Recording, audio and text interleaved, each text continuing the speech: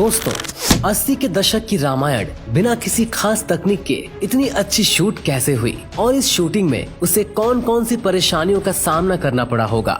रामायण के कलाकार बिना किसी सुविधा के शूटिंग कैसे मैनेज करते थे और उस समय रामायण बनाने में कितना खर्चा हुआ, साथ में रामायण के कलाकारों को कैसे चुना गया, उस समय बानर सेना और जामवंत जैसे कैरेक्टर कैसे डेवलप हुए थे और साथ में आपको बताएंगे कि रामायण कितने दिनों में बनकर तैयार हुई। ये सभी सवालों के जवाब आज हम आपको बताने वाले हैं, इसलिए वीडियो अंत तक जरूर देखें। दोस्तों रामायण को लोग आज भी बहुत ज्यादा भक्ति भाव से देख रहे हैं।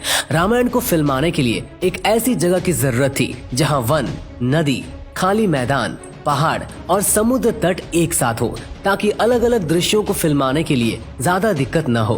बहुत सी जगह की तलाश करने के बाद आखिरकार एक ऐसी जगह मिली जहां इस पवित्र कथा को फिल्माया जाए और वो जगह थी गुजरात का एक छोटा सा शहर उमरगांव। ये शहर रामायण के लिए एक पर्याप्त स्थान था। इस शहर की आबादी भी इतनी ज्यादा नहीं थी, जिसकी वजह से यहाँ काम करना मुनासिब हुआ। गुजरात के उमरगांव में रामायण की शूटिंग पूरे 550 दिनों तक चली और इस दौरान को 78 एपिसोड फिल्माए गए। बताया जाता है कि ज्यादातर कलाकार शूट के दौरान सेट पर ही रुका करते थे।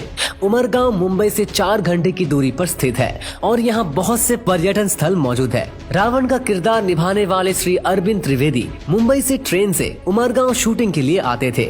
दोस्तों शूटिंग के दौरान सभी कलाकारों में इतना मेलजोल बढ़ गया था कि जब रामायण के आखिरी एपिसोड की शूटिंग हुई तो वो भावुक हो गए थे और उन्हें ऐसा लग रहा था कि उनकी जिंदगी में से कोई जुदा हो रहा है। दोस्तों रामायण के प्रसारण के दौरान सड़कें सूनी हो जाती थी। घर के सभी लोग एक साथ टीवी के सामने बैठकर रामायण देखने लगते थे।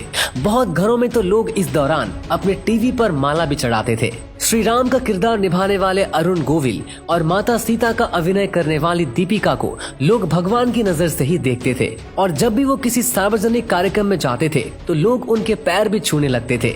दोस्तों अगर हम आपको रामायण की शूटिंग के बारे में बताएं तो रामायण में लक्ष्मण का किरदार निभाने वाले सुनील लहरी ने बताया कि रामायण में हनुमान जी को इधर उधर उड़ते हुए बहुत देखा गया है, मगर शूटिंग के दौरान असल में वो उड़ते नहीं थे, बल्कि वो तो कुर्सी या स्टूल पे बस खड़े कर दिए जाते थे। जी हाँ दोस्तों, सुनील लहरी ने बताया कि हनुमान जी के कंधे पर जब राम और लक्ष्मण को बिठाने वाला सीन शूट किया गया था तो वो उन सभी के लिए बहुत ही मजेदार रहा था और उन्होंने शूटिंग के साथ इसका खूब लुत्फ भी उठाया था। रामायण के सीन में देखने को मिलता है कि हनुमान जी राम और लक्ष्मण को अपने कंधे पर बैठाकर वायु मार्ग से लेकर जाते हैं। रामायण का जो ये सीन क्रिएट किया गया है इसके लिए क्रोमा तकनीक को इस्तेमाल में लाया गया था। उसके बाद कई स्पेशल इफेक्ट्स भी इसमें डाले गए थे, तब जाकर वो सीन तैयार हो सका जिसे दर्शकों ने रामायण सीरियल में देखा है।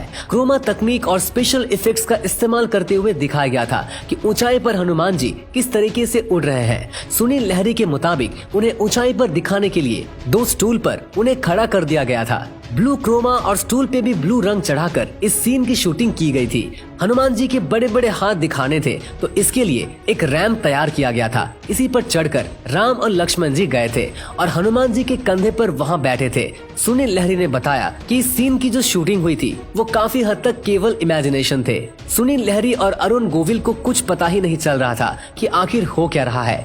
कैमरे के पीछे से जो निर्देश नहीं दिए जा रहे थे वो बस उसी को लगातार फॉलो करते जा रहे थे। जिस वक्त इस सीन की शूटिंग चल रही थी उस वक्त अरुण गोविल और सुनील लहरी को ये सीन बहुत ही अटपटा लग रहा था। हालांकि जब एडिट होकर ये उनके सामने आया तो उन्हें बहुत ही खूबसूरत लगा और बाद में दर्शकों को भी ये बहुत पसंद आया। दोस्तों रामायण की बात करते हुए रामानंद सागर के बेटे प्रेम सागर का कहना है कि जब वे उमरगांव में शो की शूटिंग कर रहे थे तब न जाने कितने ही लोग भगवान के दर्शन करने के लिए वहां पहुंच जाते थे। जी हाँ, केवल आम लोग ही नहीं है बल्कि कई बार तो वीआईपी भी वहां पहुंच जाते थे और सभी कलाकारों के लिए रहने से लेकर खाने तक की पूरी व्यवस्था भी की जाती थी। इसके साथ ही प्रेम सागर ने यह भी बताया कि शूटिंग करने का कोई समय तय नहीं होता था, यहाँ तक कि शूटिंग सुबह से लेकर आधी रात को 3 बजे तक भी होती रहती थी। दोस्तों आपको जानकर हैरानी होगी कि हनुमान बने दारा सिंह जी को आधी रात को मेकअप करवाना पड़ता था और उनका मेकअप करने में करीब 2 से 3 घंटे का समय लग जाता था। इसके अलावा शो में बहुत से जूनियर आर्टिस्ट की भी जरूरत पड़ती थी, तो ऐसे में में कई सैनिकों को इकट्ठा करना सच में काफी मुश्किल होता था। बता दें कि इस काम को करने के लिए आसपास के लोगों को गांव में ढोल नगाड़े बजाकर बुलाया जाता था और उनसे ये भी कहा जाता था कि जो काम करेगा उसे फ्री में खाना और कुछ रुपए भी दिए जाएंगे। दोस्तों, रामायण में राम का किरदार निभाकर प्रसिद्ध हुए अरुण गोविल जहाँ भी जाते हैं लोग उनके आगे नतमस्तक हो जाते थे। इस किरदार में अभिनेता को देखकर ऐसा लगता है मानो वो इसी के लिए बने हो। लेकिन बहुत कम लोग ही जानते होंगे कि रामानंद सागर ने पहले इस रोल के लिए इस अभिनेता को रिजेक्ट कर दिया था। इस बारे में अभिनेता अरुण गोविल ने एक शो में खुलासा किया। इस दौरान उन्होंने रामायण में अपने कास्टिंग के बारे में ये दिलचस्प किस्सा सुनाया था। उन्होंने बताया कि जब उन्हें पता चला कि रामानंद सागर रामायण बना रहे हैं तो वो उनके पास रोल मांगने पहुँच गए थे। रामानंद सागर के पास जाकर अरुण गोविल ने उनसे कहा कि वो राम का किरदार निभाना चाहते हैं। रामानंद सागर ने उन्हें देखा और कहा कि ठीक है, जब समय आएगा तो देखा जाएगा। कुछ समय बाद जब शो के कास्टिंग के लिए ऑडिशन शुरू हुए तो अरुण गोविल को भी बुलाया गया, लेकिन शो की टीम को उनका ऑडिशन पसंद नहीं आया, जिसकी वजह से उन्हें रिजेक्ट कर दिया गया। लेकिन फिर एक दिन रामानंद सागर ने अरुण गोविल को फोन कर मिलने के लिए बुलाया। इसके बाद जब अरुण गोविल राम के किरदार के लिए लुक टेस्ट देने पहुँचे तो उनके स्माइल देखकर उन्हें तुरंत राम का किरदार मिल गया, क्योंकि उनकी मुस्कान में रामानंद सागर को भगवान जैसी सौम्यता नजर आई जो राम के किरदार के लिए बिल्कुल परफेक्ट था। दोस्तों, रावण का रोल करके अरविंद त्रिवेदी घर घर लोकप्रिय तो हो गए, लेकिन आप ये जानकर हैरान हो जाएंगे कि रामानंद सागर के लिए वो पहली पसंद नहीं थे। अरविंद त्रिवेदी मध्य प्रदेश के इंदौर के रहने वाले थे और उन्होंने गुजराती फिल्मों में ज्यादा काम किया। जब उन्हें पता चला कि रामानंद सागर रामायण बना रहे हैं तो वो गुजरात से मुंबई ऑडिशन के लिए पहुँच गए। उन्होंने तो केवट के रोल के लिए ऑडिशन दिया था। रावण के किरदार के लिए सभी चाहते थे कि अमरीश पुरी को लिया जाए। अरविंद त्रिवेदी ने केवट के किरदार के लिए ऑडिशन दिया। जब वो बाहर निकलने लगे तो बॉडी लैंग्वेज और एटीट्यूड देखकर रामानंद सागर ने उन्हें रावण का रोल दे दिया। रावण के रोल में ढलने के लिए उन्हें कड़ी मेहनत करनी पड़ती थी। शूटिंग से 5 घंटे पहले वो तैयार होना शुरू कर देते थे।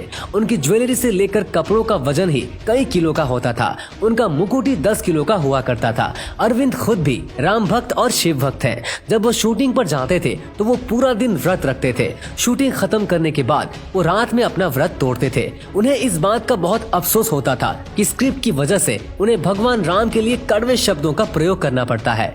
दोस्तों, सीता के रोल के लिए दीपिका चिखलिया का सिलेक्शन कैसे हुआ था, इस बारे में उन्होंने खुद बताया कि उन दिनों विक्रम बेताल की शूटिंग सागर जी के घर पर ही होती थी। दीपिका को महारानी का रोल दिया गया था। वो पूरे दिन महारानी के ही गेटअप में घूमती रहती थी। एक दिन दीपिका ने देखा कि सागर जी के घर पे बहुत सारे बच्चे आए हुए हैं। उन्हें लगा कि कहीं सागर जी की पत्नी ने घर पर ट्यूशन क्लासेस देना तो शुरू नहीं कर दिया, मगर बाद में किसी ने बताया कि वो बच्चे रामायण टीवी सीरियल के लवकुश के रोल के लिए ऑडिशन देने आए थे। उसके बाद रामानंद सागर ने उन्हें सीता का रोल दे दिया। तो दोस्तों, ये थी कहानी दीपिका के सीता बनने की। दोस्तों, 33 साल पहले इस शो का एक एपिसोड बनाने में 9 लाख रुपए खर्च होते थे। हालांकि इस सीरियल ने दूरदर्शन के लिए 23 करोड़ रुपए कमाए थे। रामानंद सागर का शो विक्रम बेताल का एक एपिसोड 1 लाख रुपए में बनता था, लेकिन जब टीवी पर रामायण शुरू हुई तो दर्शकों ने इसे खूब प्यार दिया। इतना ही नहीं, साल 2003 में लिम्का बुक ऑफ रिकॉर्ड्स द्वारा साझा किए गए आंकड़ों के मुताबिक इस पौराणिक शो के पहले टेलीकास्ट एपिसोड को 40 मिलियन लोगों ने देखा था। उस समय रामायण को सिर्फ भारत में ही नहीं बल्कि 53 अलग अलग देशों में दिखाया गया था। तो दोस्तों, आपको ये वीडियो कैसा लगा हमें नीचे कमेंट करके जरूर बताइएगा। और अगर आपको ये वीडियो अच्छा लगा हो तो इसे लाइक करिएगा, शेयर करिएगा और ऐसे ही और भी धार्मिक वीडियोस को फेसबुक पर देखने के लिए हमारे पेज को आज ही फॉलो करें। धन्यवाद।